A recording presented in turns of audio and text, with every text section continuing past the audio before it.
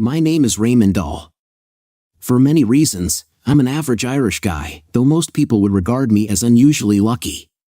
Until I became involved in serious problems at the age of 38, I had most of what people dreamed about. I was proud to have 2 nice daughters, a lovely wife, a nice home, many friends, a good job, and a new car.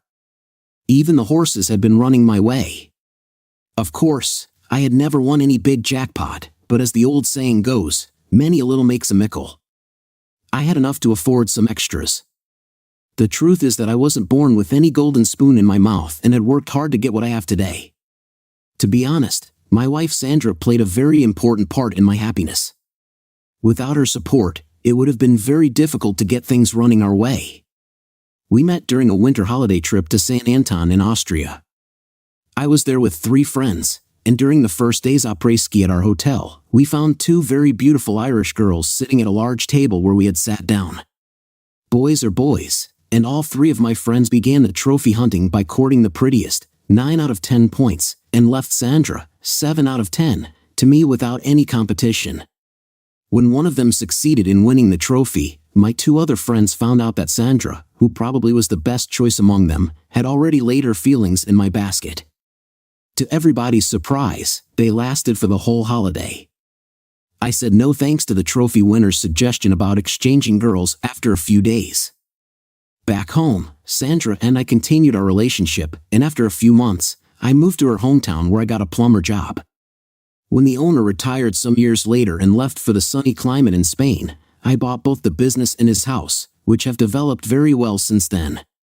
Sandra and I married 2 years after we met. I had never had any thoughts about cheating on Sandra, and until recently, I had a very difficult time thinking that she ever did that to me. As handsome a girl as she is, she must have gotten plenty of more or less serious suggestions over the years. Then I met Marie-Louise, which changed everything for several people in our lives. It happened at an information and training course for a new version of the administration program I used at my job. In class, we worked in teams of 2, probably because the consultant who held the course had a much easier job when the participants could solve problems without asking him for help. I had been chosen to work together with Marie-Louise, who had not arrived when the course started. The consultant told me that Marie-Louise had called him and was on her way. Due to her old-fashioned double name, I expected her to be in her 60s. That was okay with me because I had met several elderly ladies with a good sense of humor who had been very keen on computers. 10 minutes later, the youngest and prettiest girl in the whole class came in, introduced herself as Marie-Louise, and sat down next to me.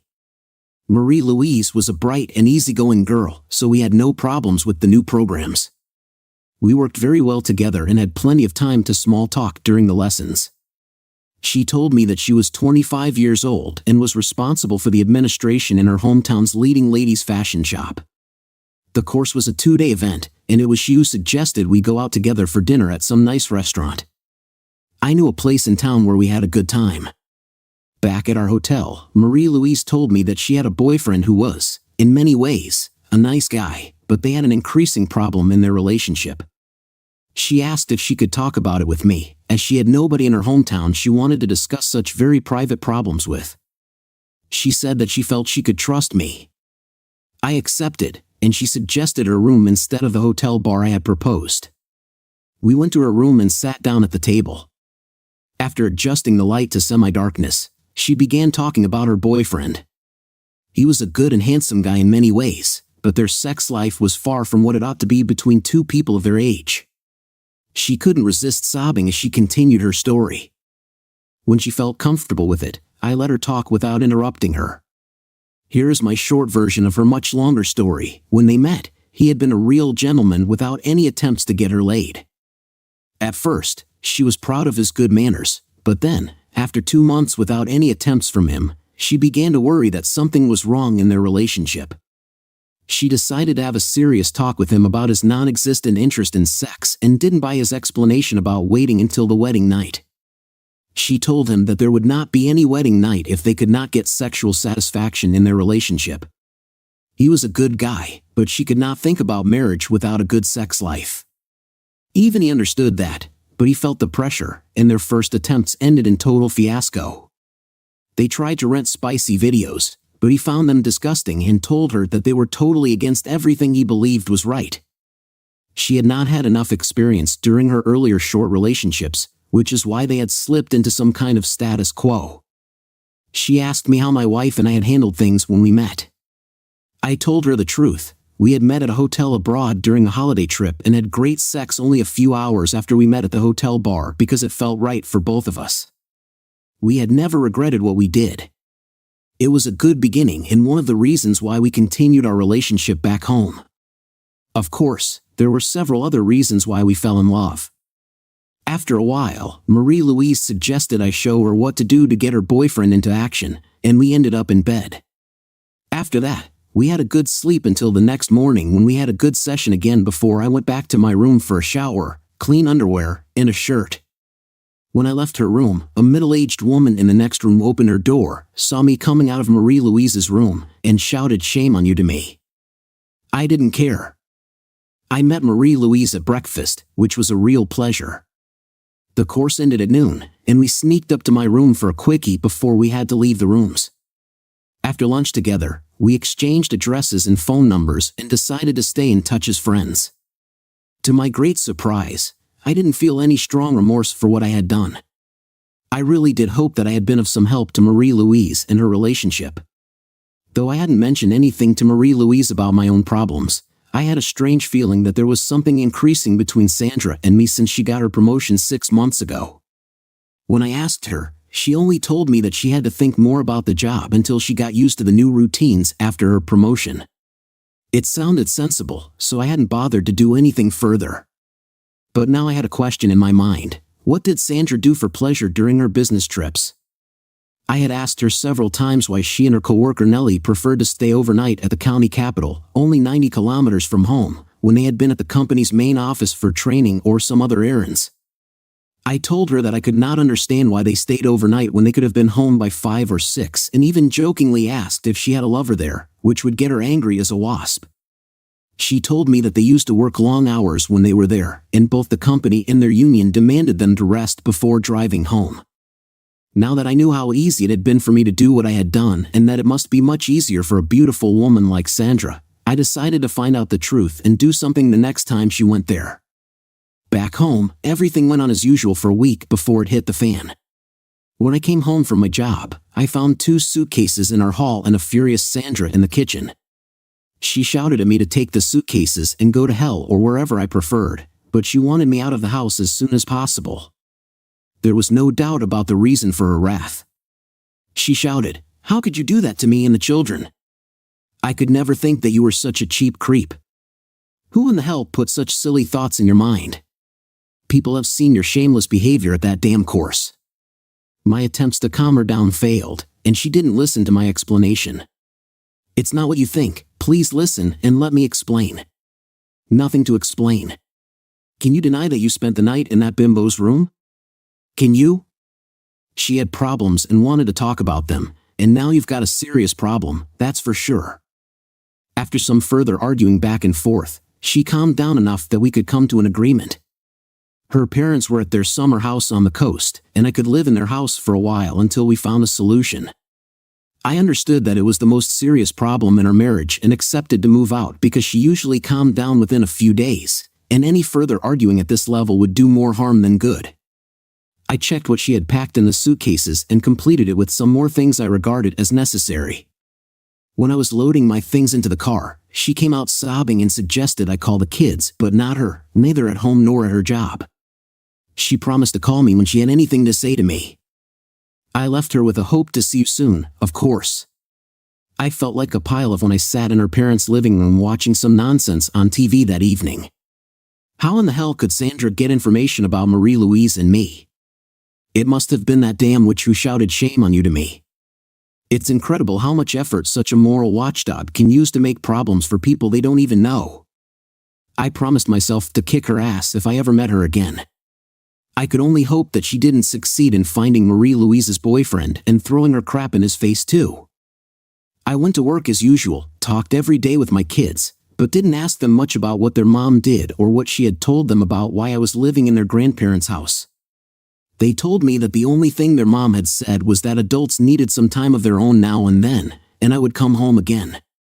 I took it as a positive sign that Sandra didn't use the kids against me. She even took my mail to her parents' mailbox. I must confess that I missed her like all hell and was sure that I would never cheat on her again if there was a happy end to this matter. To my great surprise, Marie-Louise rang me one day and had some questions about what we had learned at the course. I must confess that I was happy to hear her voice again, and after solving her problem, I asked if anything had changed for the better with her boyfriend. She sounded sad when she told me that it had been worse after coming home. She had told him that she missed him very much during the first night at home. She had been very careful in her attempts to get him interested in sex but got no response at all. She had asked him why, and he told her that he loved her very much but didn't care about sex. If sex was so important to her, she could feel free to find a lover and get it once a week elsewhere. She refused and had demanded that he see a doctor for his problems, which he refused. She became desperate and gave him an ultimatum: see the doctor at the time she had booked for him or their relationship was history. That time was 11:45 a.m. next Monday. When Marie-Louise asked about my wife and me, I told her the truth, that Sandra had kept me in the freezer for a while, but I felt it was high time for a solution one way or another. She told me she was very sorry and asked if I was mad at her for causing my problems. I told her that nothing was her fault, and I didn't regret anything we did because it felt right then, and I would never change my mind about it. My words put a happier tone in her voice in her reply about hoping that Sandra wouldn't do anything stupid. When I mentioned that next week both of us could be out of our relationships, I asked her, "What will you do if that happens?" She replied with a laugh, "Find Mr. Right and get married." I was really surprised and asked her, "Get married? Your Mr. Right will be the luckiest man on earth." "No, not yet. He doesn't know about my plans. My boyfriend is still my first choice if you will pay attention to our problems." We ended our talk by promising to call each other the next week as soon as we knew anything. My feelings after talking with Marie-Louise were very divided indeed. Talking with her had put me in a good mood, but I was sorry for her because our night at the course had not been of the expected advantage for her. I couldn't deny that I had a slight feeling of envy for the lucky fellow who would get such a dream girl if her boyfriend was stupid enough to skip the doctor. Less than an hour later, Sandra rang me and wanted to see me during lunch. She suggested I get a salad from a popular takeaway place and meet her in a park near her job. I accepted. She didn't say anything further, so I was a bit nervous about what she wanted. I was there a few minutes early, and she came on the dot. She was nicely dressed in a short skirt and a jacket. She sat down next to me and crossed her long legs. She was beautiful, and I could see that none of the men who passed our bench on the aisle beside it could resist the temptation to stare at her nice legs. She noted that too and gave the men a warm smile. Her polite behavior towards me gave me a slight hope about some kind of fair solution to our problems. I said, "I love you, Sandra. Please forgive me and let us be friends again. Please, Sandra, can't we?" She looked at me in silence for several seconds before she replied, "I can promise you that all my hot feelings for you have not faded away, but I want to date you for some time before I can make my final decision about our future. What about beginning our new relationship with a date at my annual organization party tonight? If you don't mind, spouses are invited, and I've already put you on the list. I'll do everything I can to save our marriage." "Good. I think if we can make it without any arguing, it will be a very good beginning. I look forward to a pleasant evening." "Me too. If you accept my conditions for our first date." "Conditions? Isn't good behavior enough?" Obviously, it wasn't. Her conditions were that I should be sober during the whole evening, pick her up at her coworker Nellie's house, and drive them to the party and back home. Perhaps she would allow me to stay overnight when we were back at our house. I was a bit confused about her conditions and asked, "Isn't Nellie married, and her husband coming to the party? Why are we not going together to Nellie's place?" "Because it is our first date," she replied. I still found her conditions a bit strange and suggested she invite her friends to our house instead if I wasn't invited to Nellie's. I even offered to pay for a taxi for them. Sandra sounded a bit less polite when she said in a much sharper voice, "No thanks. You can accept my terms or skip our date." I had no choice and accepted because I really wanted her back and to save our marriage. The annual organization of salaried employees party is a popular event in that small town for the simple reason that the union always hires some of the most popular dance bands in the country, and the tickets in the bar are heavily subsidized. For most of the members, it is their only connection with the union. As usual, office people from different companies meet, new relationships are created, both secret ones for that very night and even many long-lasting ones. Some old relationships will be terminated when the temptation for greener grass gets too strong. That evening, I was outside Nellie's house just in time, and 5 minutes later, a giggling Sandra came out together with a rather sexy woman and 2 men. One of the men got into the front seat, Sandra in the middle of the back seat with the other man on her right, with his left hand behind her neck. They continued giggling with each other without caring about me. After about 1 minute, the man in the front seat made an attempt to light a cigarette. I told him that it was a smoke-free trip, which made him begin arguing. To my surprise, Sandra, who knew that I never allowed smoking in my cars, interfered with, "What the hell? Let him smoke if he wants to do that." I stopped the car and told him, "Feel free to smoke as much as you want, but outside the car." He was obviously Nellie's husband because she told him to skip it, and we continued our journey to the hotel where the party was held. Once again, there was some arguing when I drove straight to the parking lot instead of the main entrance. Sandra gave me some sour comments when I told her that we were going together. She was totally different from the lovely Sandra I had met in the park during lunch and had ignored me during the whole trip. I began to fear the worst for the evening, and how right I was. At the bright light in the building, I noted that Sandra and her friend's eyes didn't look as they ought to. No doubt, they had taken some drugs, and I wasn't invited to their party. After some mingling, I was obviously invisible to Sandra. It was time for dinner, which was held at small tables for 4 around the dance floor, with couples sitting together. As expected, Sandra's boyfriend had taken the seat next to her, which had me feeling like the poor camel must have felt when it got the last straw on its back. I gave him a light clap on his shoulder and said, "Sorry, Charlie, you are sitting in my chair." All 4 at the table began smiling, and Sandra told me, "Be a good boy and find a free seat at some other table. I'll talk to you later," which caused a loud laugh from the 3 others. I had enough and shouted with a loud voice, which got people staring at us, "Piss off from my seat before I count to 3.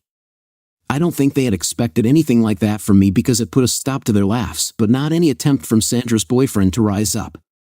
1, 2, 3. At 3, I hit him hard in his face with my right fist, which caused him to fall back with the chair. In an attempt to stop him from falling, I gripped his hair with my left hand but got only a toupee in the grip. When he fell back and hit the floor with his head, I threw the toupee on the table, which got Sandra and Nellie screaming. When the toupee man laid down on the floor with one leg on each side of the chair, I couldn't resist the temptation to give his balls a hard kick with my heel. He began wriggling like a worm. I took the ice water pitcher from the table and poured everything over him. Thereafter, I took the tablecloth and dragged it up in the air so everything on the table fell on Nellie and her husband. I shouted, "You damn drugged wanted to play nasty games with me." Sandra began shouting, "I'll divorce you. I'll divorce you." I shouted back, "I look forward to that, you damn drug-abusing company slut. Tonight you are out of my house." The whole incident had only taken a few seconds, and nobody tried to stop me when I left the dance hall and got in the car. On my way to Sandra's parents' house to collect my belongings, remorse hit me, and I asked myself, what the hell have I done? But then I calmed down and asked myself, what the hell had Sandra done? After a quick stop at Sandra's parents' house, I hurried home to my own. The house was dark as expected, and I went in. Everything was as usual except that there was an empty ice bucket and a tray with 2 champagne glasses and a red rose on the kitchen table. A third glass stood beside the tray. In the fridge, I found a bowl of strawberries and a bottle of French champagne. Sandra wanted to celebrate something, but why 3 glasses, and why were 2 glasses on the tray and 1 beside it? I decided to investigate the house more closely. Nothing unusual was seen in the living room, but in the bedroom, there was a new red sheet on the bed and large bunches of red roses on both nightstands. Sandra had made the room ready for a romantic night. The only question was, who was the lucky man? After her behavior earlier that evening, it could hardly have been me. Was it the toupee head I had kicked in the balls? Now it was clear why there were 3 champagne glasses. The third glass must have been intended for me while she and the toupee head screwed in my bed. Sandra must have gone totally mad if she could even think I would accept such a humiliation in my own house. That was why that silly humiliation took place at her union party. She must have known that several of the guests at the party were members of my golf club, and who wouldn't want to play with me if I had acted as the spineless wimp she expected me to be there? How could she hate me so much a few hours after our pleasant lunch in the park? She was right, divorce was the only possible solution now. I folded the red sheets and laid them at the doorstep with her ice bucket, champagne, tray with 3 champagne glasses, strawberries, and a note in A4 size which read, "Sandra's 304 house has moved to a new site, address unknown." Then I locked all 3 doors from the inside with boards from my workshop in the garage between the floor and the door handles so the doors could not be opened from the outside even when she opened the lock with her key. Only a few minutes later, she came alone in a taxi, hesitated when she saw her things and the sign on the doorstep, rang somebody on her cell phone, and walked away without trying to come in. A taxi came a few minutes later. If she was able to do what she had done tonight, she would even be able to be a nasty lady when she was away on her trips to the main office together with Nellie.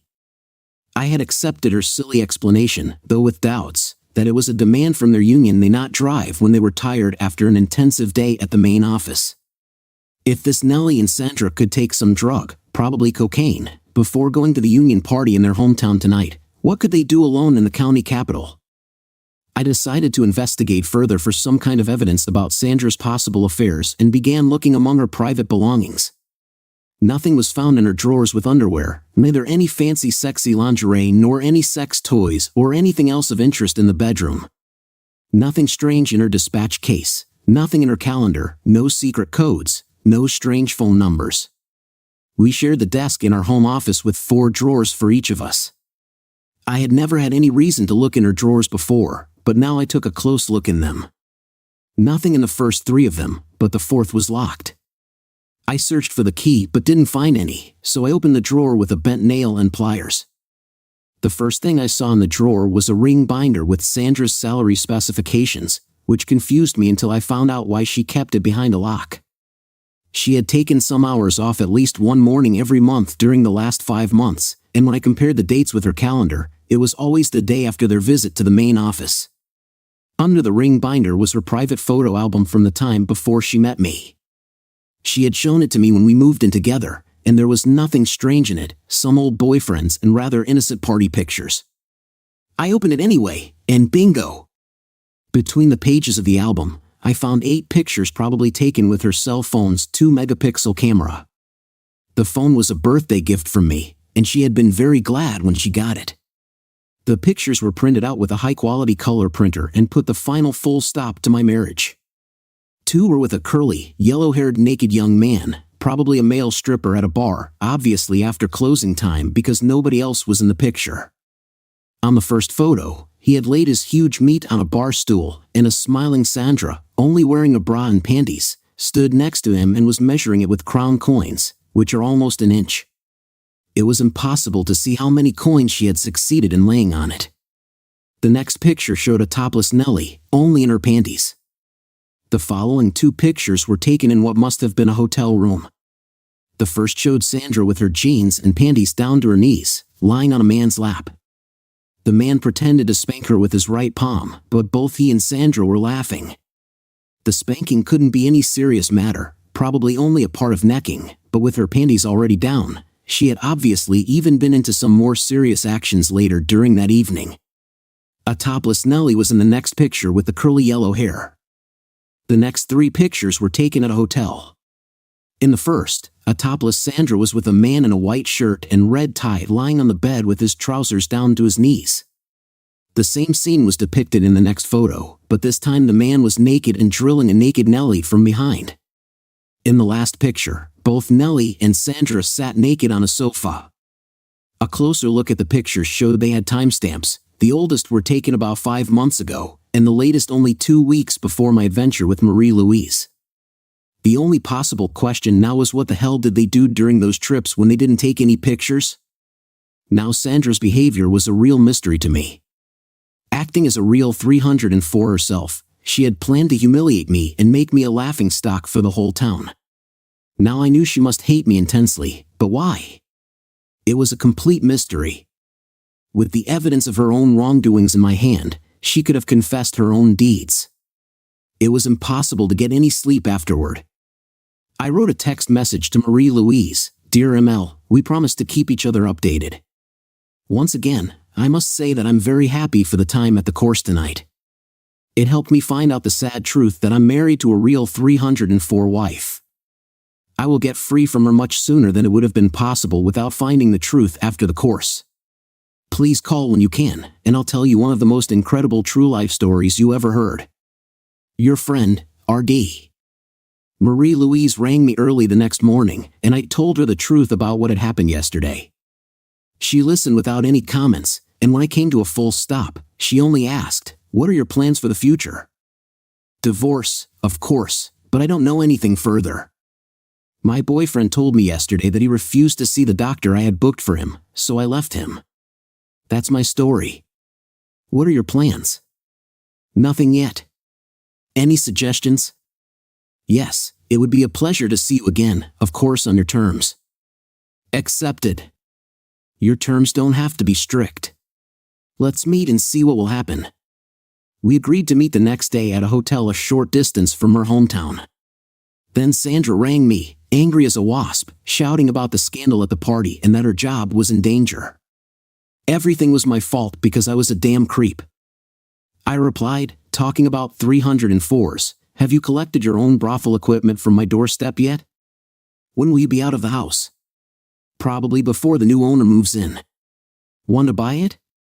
You're getting worse every day. Did you want something? You out of the house. The house is my private property, but you can take all the furniture. I don't want to sleep in your damn brothel bed any longer. Take everything except my clothes and some electronic equipment. Are you serious? Yes. The children? The choice is up to them, but I bet it will be you. Your parents' house will be good enough for you, and then for the time being, until you find something of your own. So, you don't have any objections to the divorce I mentioned yesterday? Of course not. It was the only sane thing you said during your drugged, inane condition yesterday evening. Oh my God, it's not what you think. No, I'm afraid that it is much worse. Bye. Sandra rang again 10 minutes later and wanted to have her car, clothes, and some other things.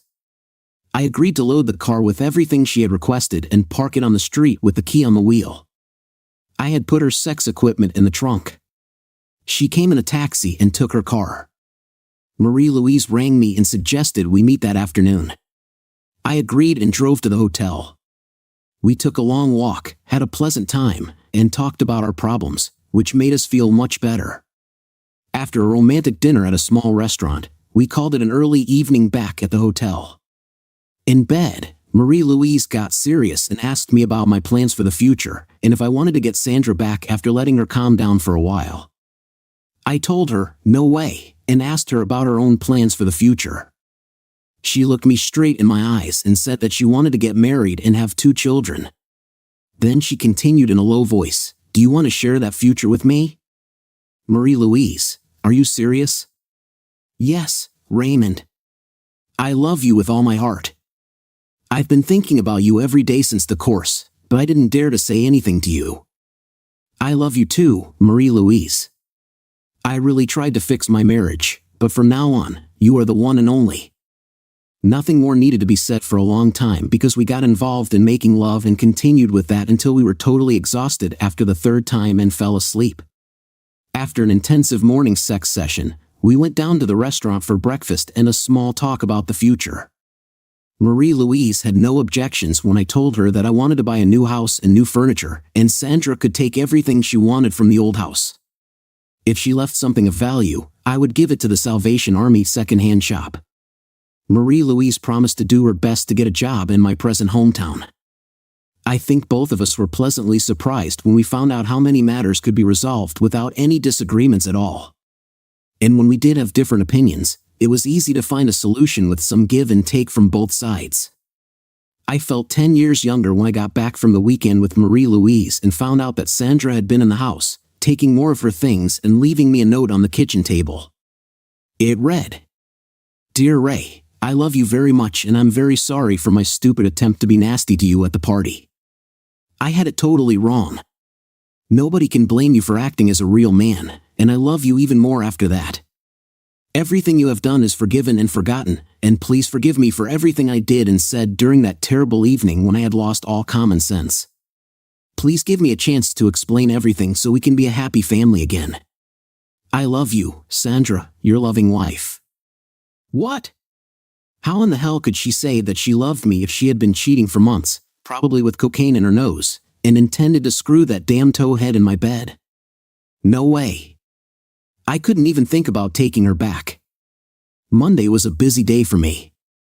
First at the bank, sharing our accounts, putting the house up for sale, and then to the court for divorce papers. Sandra rang me, and I agreed to meet her on Tuesday evening at a restaurant for what she called a serious talk about our future, probably not exactly what she expected. Marie-Louise was a bit worried when I told her about Sandra's note and that I had agreed to see her so soon after the scandalous party. I understood that she feared I would change my mind, forgive Sandra, and go on with the marriage. I could hear some relief in her voice when I told her that my house was for sale and the only thing that remained to be written in the divorce papers was Sandra's signature. I promised to call her after the meeting, but I feared Sandra would use the children against me. However, all decisions were already made, and Sandra could only make minor changes. On Tuesday evening, both Sandra and I were on time at the restaurant and sat down in a discreet booth. I suggested waiting with the serious talk until after the meal. Once again, I realized that Sandra was a very handsome woman, and if I hadn't met Marie-Louise and hadn't found the cheating pictures, I would probably have tried to save the marriage in some way. After the meal, while we had coffee, Sandra opened the serious talk by saying, "Dear Ray, I'm sorry for listening to my friend's stupid suggestions about how to get even before forgiving you and not being the loving wife you expected me to be after our pleasant meeting in the park. I regret everything I did during that damn evening. I don't blame you for the damn mess which almost cost me my job.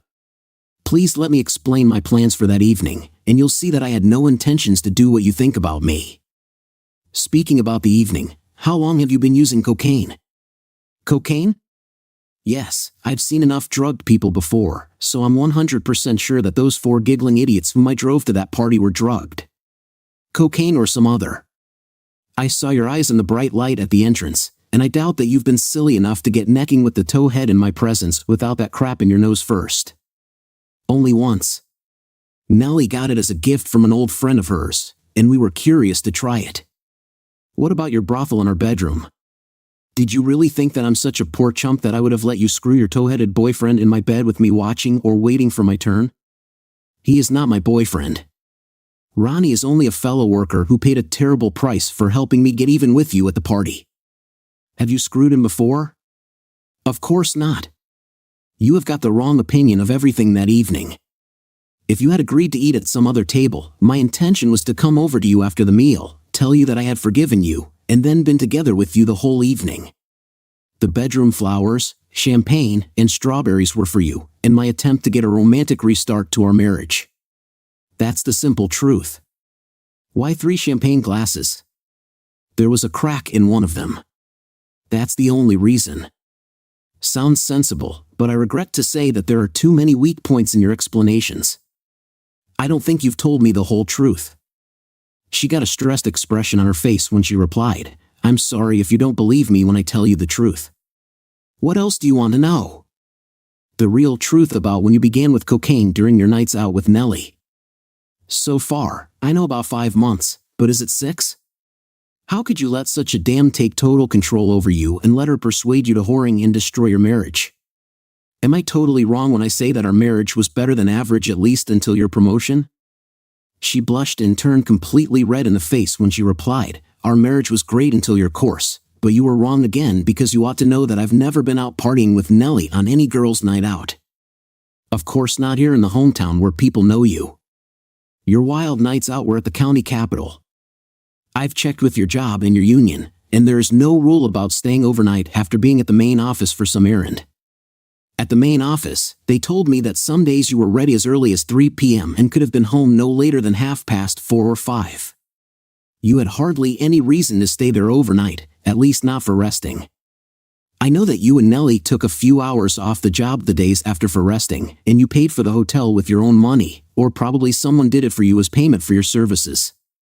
Are you accusing me of something? She asked. I opened my briefcase, laid her wanking photo on the table, and said, yes, I am. Sandra began to understand that the game was coming to an end. I didn't see any reason for not going straight to the main point.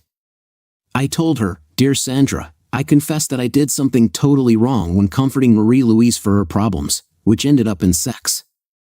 Though there are never any excuses for cheating, I will never regret what I did because it let me know that you have been using drugs and cheating on me for a long time.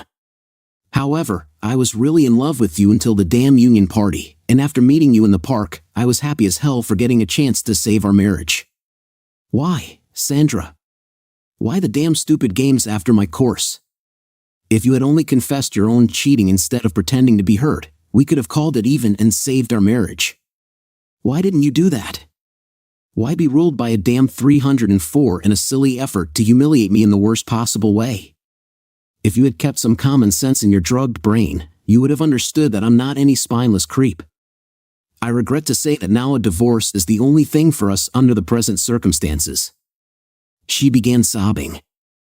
I can explain the photo. It is not what it looks like, and my only intention with Ronnie was teasing you for a short time. Please let me explain and forgive me. I don't care about the towhead. I'm talking about all your other lies.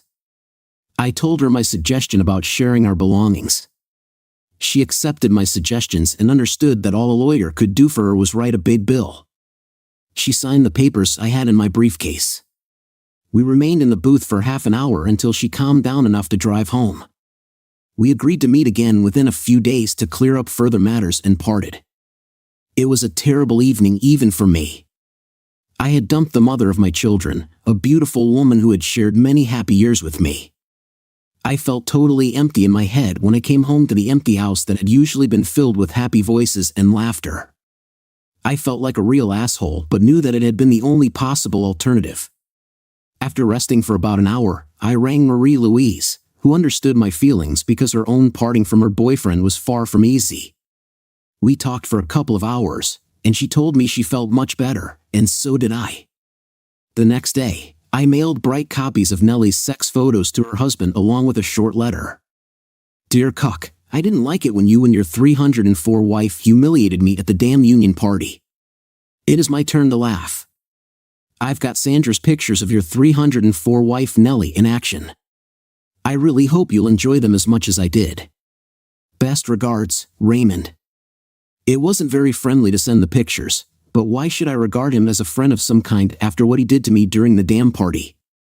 One of my golfing friends, whose wife worked at the same company as Sandra and Nellie and had been rather close to the table at the party, rang me the next evening and told me that most of the people at the party had supported me and that Sandra's gang had left the party only a few minutes after me. His wife had told him that Sandra wasn't a popular woman at the office any longer.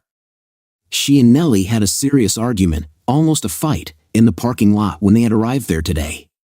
2 days later, he rang me again and told me that this morning Nellie had gone into Sandra's office and hit her hard in the head with the keyboard, giving Sandra a real blackout with her fist. Nellie was fired, and Sandra was given the last warning to behave if she wanted to keep her job. The reason for Nellie's anger against Sandra was that her husband had almost gone crazy when he got the cheating pictures, lied to her that Sandra was the sender, and threw her out of the house. 2 days later, Nellie's husband filed for divorce. I met Sandra the same evening Nellie had been thrown out to discuss further details about how to limit the problems for our children in this sad matter. The large sunglasses could not hide the large black eye on Sandra's face. I told her that I knew the truth about it. She looked at me for a while before she said, "It was you, wasn't it?" Yes, and it feels good that she got her just desserts. I signed the letter with my own name so her husband would know who sent it. Who cares if Sandra's husband accused her of mailing the pictures? Sandra agreed to avoid all connection with drugs to gain custody of our children. To my great relief, we found it easy to reach a fair agreement about the children. I then told Sandra that I had connected with Marie-Louise after finding the pictures. We had met at a hotel and taken the first steps towards a relationship. However, she had no reason to blame Marie-Louise for our divorce because my efforts to get even with her, save our marriage, and never cheat again had been my first choice. I had been sorry as hell after the fiasco at the party. I also let her know that we would have gotten divorced even without my cheating because I had planned to hire a retired police officer to find out what she did during her next trip to the county capital. Sandra got a strange look on her face when she replied that she had terrible remorse after her last trip and told Nellie that she would never again cheat and stay overnight. This was why she had become so humiliated and angry about my cheating and wanted to give me an unforgettable lesson to ensure I never did it again. She told me she had regretted it as soon as I left the party. When I asked her why she had been screwing around and destroyed a happy family, she tried to explain that it had begun with Nellie taking her to a bar where she knew the owner, who invited them to stay after closing time for a drink on the house. Instead of drinks, he had offered them a line of cocaine. Nellie had used it before and had persuaded her to try it. She got a real kick and accepted joining Nellie, the owner, and a young bartender in a strip poker game. The bartender had been stripped off rather soon and had both her and Nellie excited for a while before Nellie took him to their room at the hotel. She had stayed at the bar with the owner and cheated on me for the first time in our marriage. Though she had felt terrible remorse, she had gone with Nellie to the bar during their next trip because Nellie was in some kind of love with the bartender, or at least with his huge meat. She nodded yes to my question. He was curly and yellow-haired. Sandra continued her story, saying that Nellie, who had begun to complain about lousy sex in her marriage, continued to see the bartender, who usually had some cocaine and a different friend with him when the bar owner was busy somewhere else. Courted by nice, funny guys and usually great sex had become a habit she looked forward to. Of course, many mornings she had remorse for the cheating, but as it was usually only once a month and a long way from home, she had not feared getting caught. However, she understood it could not last forever and decided to stop it. I replied that she was totally right about that, but it had probably ended in a bit different way than she had expected. Then I could not resist saying that she, as a mentally healthy and well-educated woman, was solely responsible for her cheating, and I would never buy the explanation that it was Nellie's fault that she had screwed away her marriage. When I asked Sandra if she was dating the towhead, she denied it and said that today they hated each other. She hated both him and Nellie for persuading her to act like a complete idiot at the party that evening.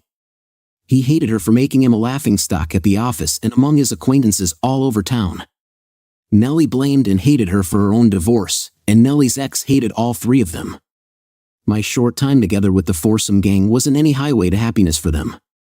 As soon as the word was out that Sandra was free, she had a line of suitors who wanted to date her, but for some reason, she had not found any of them interesting for a relationship.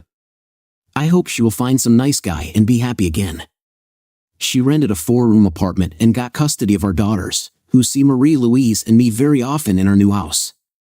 I was very happy indeed when the girls told me that their mom wanted them to be good friends with Marie-Louise, who is my wife nowadays. After a trip to Euro Disney in Paris, my daughters and Marie-Louise got along very well together. The girls found that they had a good time together and never accused her of taking their dad from their mom. Sandra and I are polite and correct to each other. Marie-Louise is pregnant with our first child, and I've got a loving wife. Story 2. My wife is Grace. We're both 34 years old. I'm not overweight, but I could shed a few pounds, and I've always considered myself reasonably good-looking. During my college days, I had a few girlfriends and had no trouble attracting women.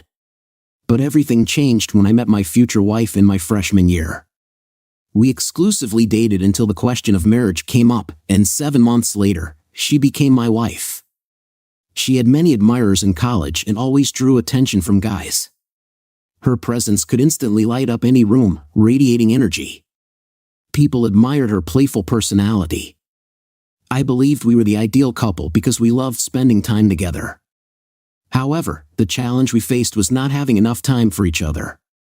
I work as a systems analyst at a large IT company, and she is a registered nurse in the orthopedic department of a major hospital.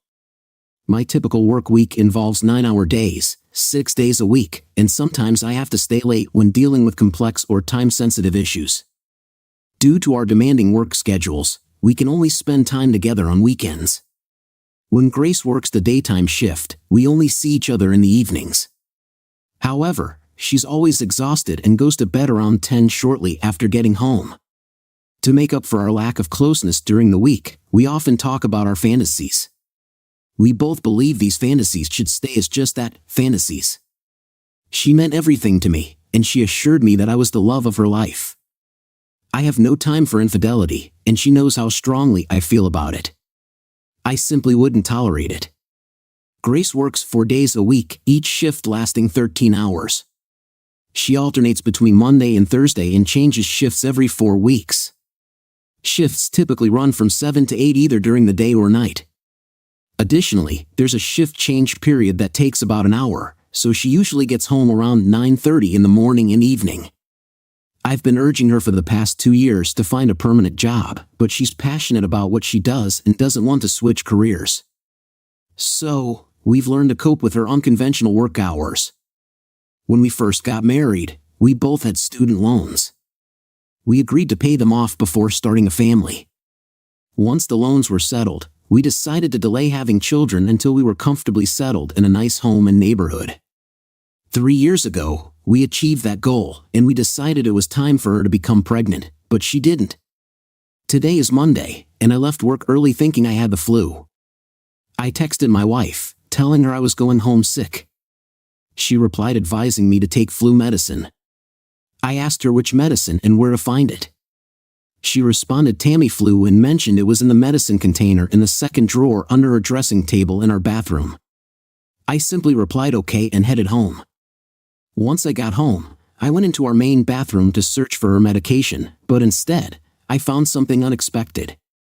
I checked the drawer she had pointed to but couldn't find anything labeled Tamiflu. When I opened the top drawer, I found flu medicine and a foil packet of birth control pills. She had already taken the one designated for today. I was completely stunned. She had assured me she had stopped taking the pill over 3 years ago. We had been trying to have a baby for the past 3 years without success. My wife had previously told me that our work schedules were the reason for our difficulties, and eventually, our schedules would align with her menstrual cycle. In the spring, I decided enough was enough, and both of us underwent testing. After multiple tests, our doctor stated that there was nothing wrong with either of us. I looked at the foil packet of pills and wondered if it was an old packet, but I realized that the days of the pills matched the month, and the correct pill for today had already been removed. Today is Tuesday, the 18th of the month, and 18 pills have been taken, including today's.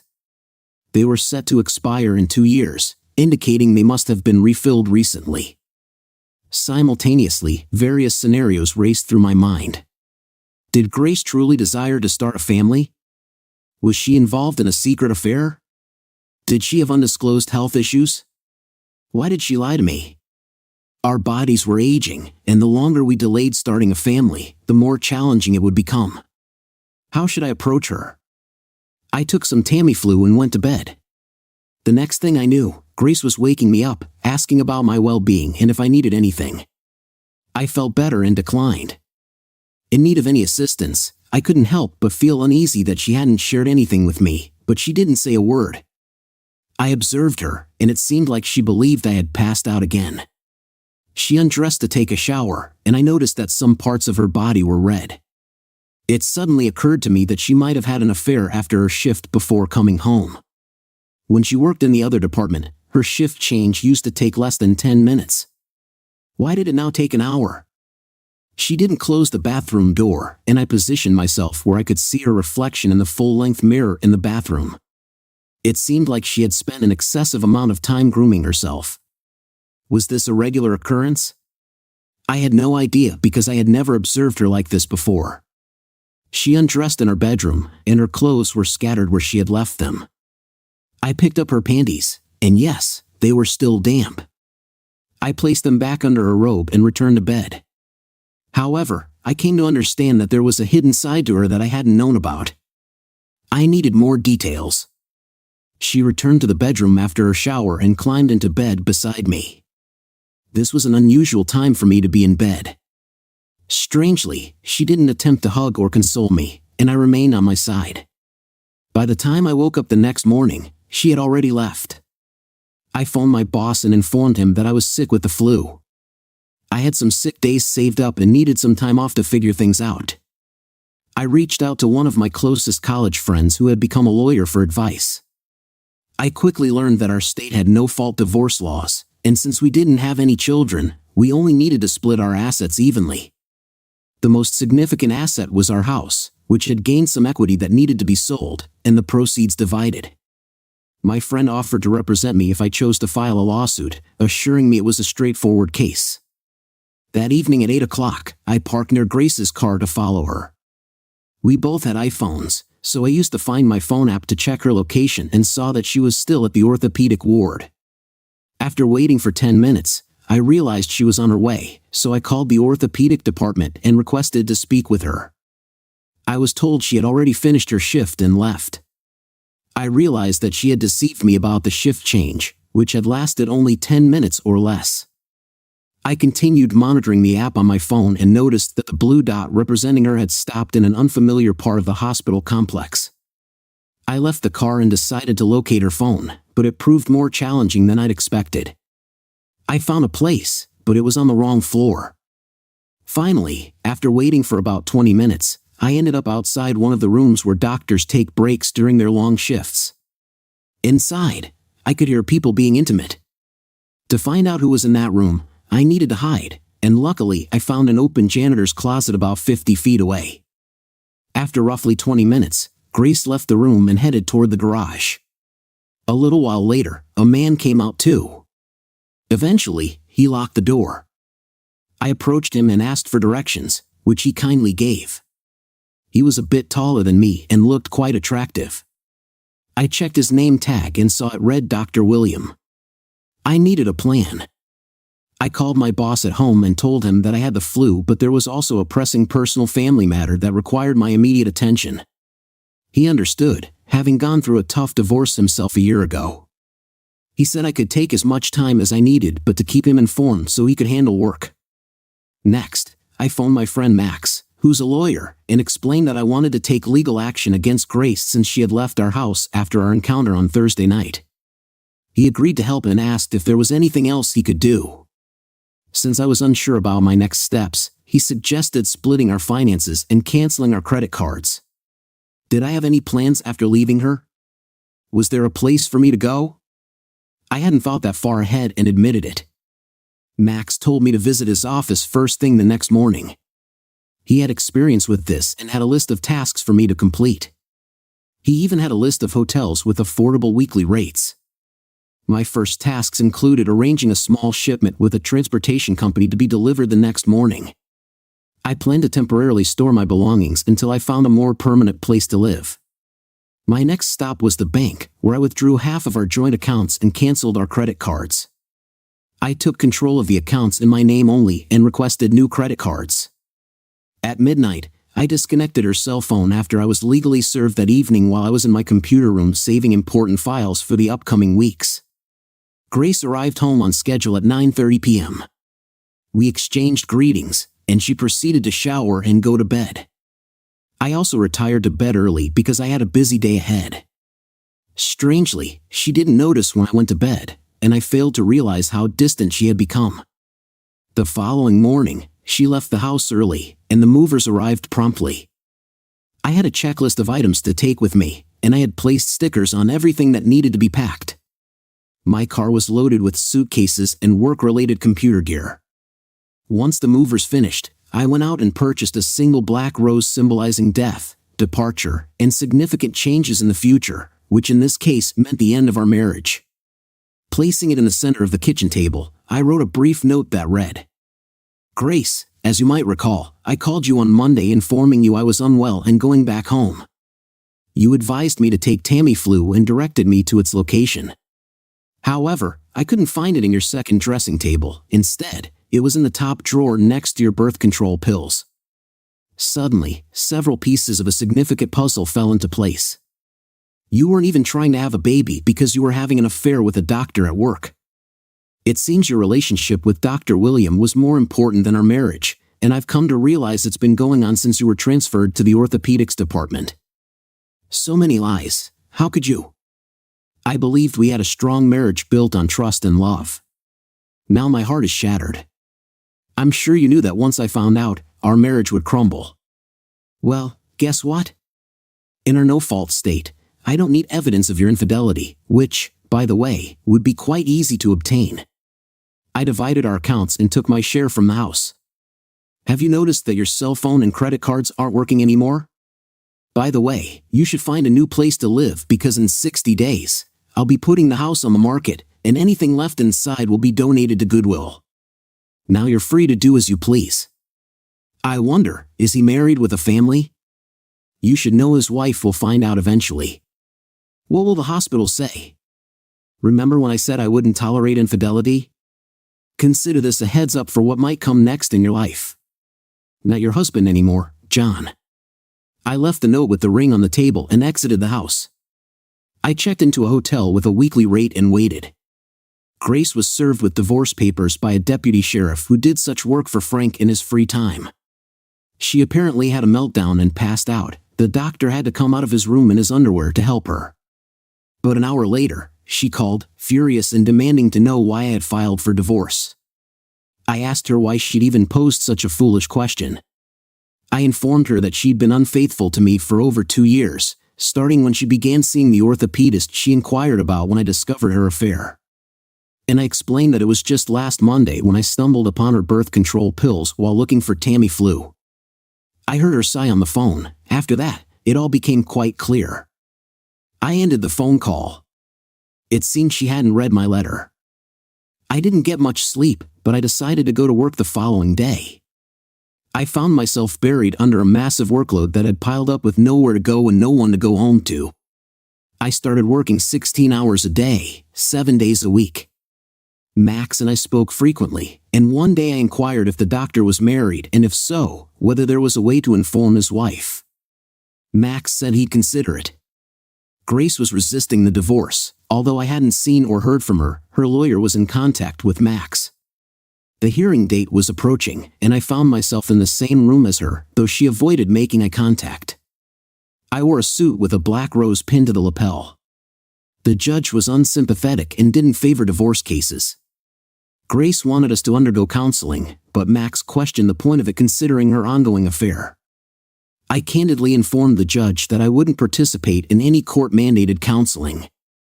I didn't care if he threatened me with jail. In my view, my wife had been dishonest, unfaithful, and deceitful, and I had no desire to be near her. I conveyed to him that, in my opinion, I hadn't done anything wrong, and it was Grace who had broken our marriage vows leading to the divorce. I suggested that she should be the one sent for counseling since she was the one who needed it. I was swiftly found guilty of contempt of court and fined, but I remained unfazed. I was furious, and Max had to escort me out of the courtroom before I said something that would land me in jail. He reminded me that it was just a hearing. I asked Max to check if Grace was avoiding the doctor. I intended to cause significant harm. Max hired a detective who set up a video camera in the doctor's break room and recorded their actions after work hours. Additionally, they caught her bad-mouthing me on an audio tape. Their encounters were explicit, making an X-rated movie seem mild.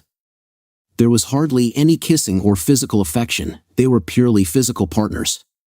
I inquired with Max about holding the hospital responsible. Now that we had video proof, he believed we couldn't use the video in court, but leaking it anonymously could tarnish the hospital's reputation and bring unwanted attention. He recommended waiting until after the divorce to send the video to the hospital administrators, the doctor's wife, our friends, and family. It was sound advice because if she got fired before the divorce was finalized, I might have to pay alimony, which I wanted to avoid. Finally, the divorce day arrived, and the judge granted it without any counseling attempts. He believed there was too much animosity, and our marriage was beyond repair. The next day, the video was leaked from an unrelated anonymous source, causing a major uproar. Grace called me and questioned why I did all of this. I reminded her that there was no proof I had leaked the video and thanked whoever did it. I also made it clear that I wouldn't tolerate infidelity, especially when it happened to my face and continued even after I filed for divorce. She had broken 2 marriages. I told her it could have been worse, and she agreed. The situation worsened when our family and friends reacted to the video. The following day, everyone supported my side, and nobody had kind words for her. Everyone had believed we had a perfect marriage. That was 3 years ago, and I haven't seen or heard from Grace since then. She's been acting evasive and heavily stressed. I remarried a second time to an amazing woman, and we now have a 1-year-old daughter. My new wife desires a large family and plans to be a full-time mother, which is exactly what I've always wanted. If you're wondering what happened to Grace and William, their lives took a difficult turn. Grace attempted to communicate with me for nearly a year, although I'm not entirely sure why she tried. I didn't give her an opportunity to reconcile. Both William and Grace were abruptly terminated from their jobs. William's wife initiated divorce proceedings. Grace could have managed, but then I shared the video with our friends and family, which was the final blow for her. This led her to contemplate starting anew. Had she not contested the divorce, she might not have lost her job. Despite not wanting a divorce, Grace sought counseling, but my strong opposition led her to lose the case in court. Her second mistake was continuing her relationship with William and engaging in a romantic affair with him. I made a wise decision by waiting until our divorce was officially finalized before releasing the video. If I had done it earlier and she had lost her job, I would have been obligated to pay alimony. Eventually, Grace, feeling utterly embarrassed and humiliated, relocated to Oklahoma City and secured employment as a nurse in a doctor's office. Perhaps she's trying to rebuild her life, and I hope she's learned from her mistakes.